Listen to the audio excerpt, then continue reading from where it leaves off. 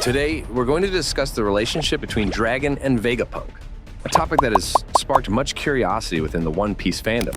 If someone asked me to describe the relationship between Dragon and Vegapunk, I'd sum it up with one phrase: a great mystery. The relationship between these two remains an enigma. However, what we've learned from the conversation at the end of chapter 1014 hints at a significant connection between them.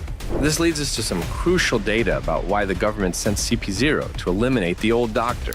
Simultaneously, the ultimate plan between Dragon and Vegapunk was revealed, involving a child experimented on with the ancient will of the lineage. Today, let's delve into Dragon's ultimate plan, Vegapunk's role, and the involvement of Kuma in this plan.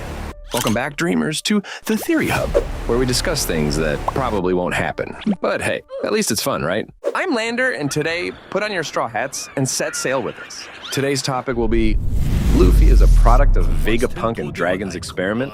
I'll explain that right away. 現住種モデル2か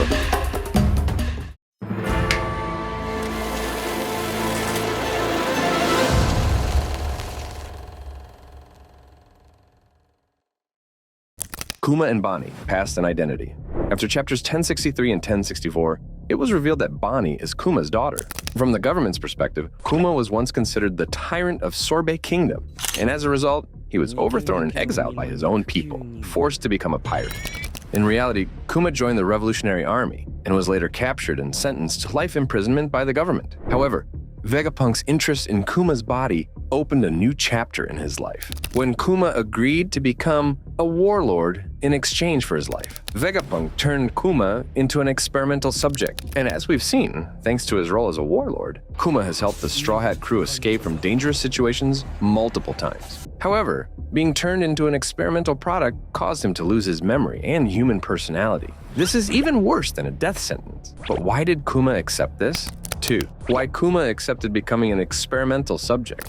Kuma was dubbed the Tyrant of Sorbet Kingdom, but according to Bonnie, things were not as rumored. The government used underhanded tricks to force him to accept the title of Tyrant.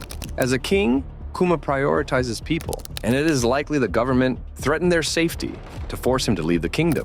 Similar to how Doflamingo manipulated Dressrosa, Crocodile manipulated Alabasta, the government exploited the warlord system for their own schemes, turning a blind eye to the actions of warlord members. It's possible that Sorbet Kingdom, under Kuma, implemented peaceful and free policies, becoming a haven for various races, including pirates. But the government intervened and forced Kuma to abdicate by directly threatening his people's lives. The government's power to annihilate an entire island is terrifying. And to protect his people, Kuma accepted the title of tyrant and became an experimental subject. 3. Vegapunk and the Revolutionary Army. So, what is the plan between Dragon and Vegapunk? It seems Vegapunk anticipated his own death and had the government's every move in his grasp. Vegapunk discovered that the government sent CP0 to eliminate him, along with 6 other simulated robots. The question is, since when did the Revolutionary Army leader become acquainted with the government's genius scientist? This connection might trace back to Garp, the Navy hero, whose reputation and power greatly influenced the government, despite being only a vice admiral. Dragon, Garp's son, might have met Vegapunk through his father's introduction.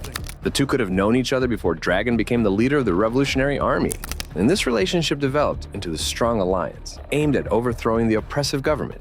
4. Vegapunk's dream and technology. Vegapunk, a genius scientist, always dreamed of bringing future technology to the outside world. However, the government's control restricted Vegapunk and prevented his dream of turning the future world into reality. Vegapunk's inventions, such as the copy version of Skype or the food-making machine and modern suits, were not allowed to be brought outside due to the government's strict control. The government only permitted Vegapunk to research what they wanted, such as weapons to fight against the Revolutionary Army and pirate. This has a valid reason because, in the past, One Piece had an ancient civilization far more advanced than the present, with cities like Shandora and ancient weapons. To prevent history from repeating itself, the government prohibited Vegapunk from releasing these inventions, or even making them. 5. Luffy as an experimental product hypothesis. Another hypothesis suggests that Luffy might be Vegapunk's experimental product. It sounds absurd, but it's quite convincing. How could Luffy, a child, survive Garp's deadly training sessions? No one can answer this question because no one knows the reason. Perhaps from a young age, Luffy was experimented on by Vegapunk, similar to how Sanji's father experimented on Sanji. Vegapunk might have upgraded Luffy's DNA to give him superior endurance and recovery abilities, which explains why Luffy's body can withstand poisons and torture longer than normal people. Vegapunk might have discovered information about the Void Sentry and Joy Boy, as well as the truth about the Nika fruit, and decided to use Joy Boy's genetic factors to make Luffy the heir to the Will of Freedom. 6. The role of Seraphim and Pacifista. The Seraphim and other Pacifista robots might have been programmed to follow the orders of the Revolutionary Army, specifically Dragon's orders. This could explain why Vegapunk was able to keep the lineage factor cloning formula for himself and use it to create a powerful force against the government. Dragon might have used the Seraphim and Pacifista as a strategic card to counter the admirals and the government's destructive power when necessary. This explains why Dragon and Vegapunk have a strong relationship, jointly execute the plan to overthrow the government. 7. Vegapunk's secret and the final plan. Vegapunk might have known his death beforehand and understood the government's actions. He predicted that the government would send CP0 to eliminate him and the other simulated robots. His connection with Dragon and the Revolutionary Army originated from not accepting the government's cruel acts and the dream of making the future world a reality. Vegapunk, with his inventions and knowledge, contributed greatly to Dragon's plan. He used advanced technologies to develop weapons and defense systems for the Revolutionary Army and created the Seraphim and Pacifista to support them in the fight against the government. Through analyzing the relationship between Dragon, Vegapunk, and Kuma, we can see that everything is tightly interconnected.